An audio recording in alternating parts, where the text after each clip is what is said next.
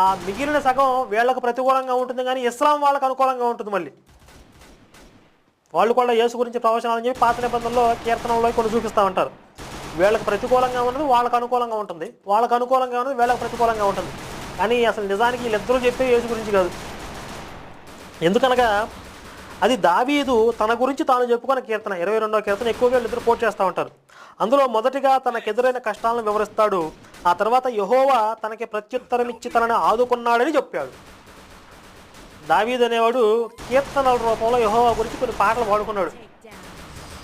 అందులో ముందు నాకు చాలా కష్టాలు ఎదురయ్యాయి, నేను చాలా బాధలు పడ్డాను, అలాంటి క్లిష్ట సమయంలో కష్ట సమయంలో యెహోవాకి మొరపెట్టగా ఆయన నాకు ప్రత్యుత్తరం ఇచ్చి ఆదుకున్నాడు అని చెప్పి మొత్తం ఓవరాల్గా దావీదు పాడినటువంటి కీర్తనలు అన్నింటిలో ఇదే రిఫ్లెక్ట్ అవుతూ ఉంటుంది ప్రతిసారి. ఇది ఇస్లాం ప్రచారకులకు అనుకూలంగా ఉంటుంది కనుక వారు కూడా ఈ కీర్తనని విరివిగా ఉపయోగిస్తున్నారు.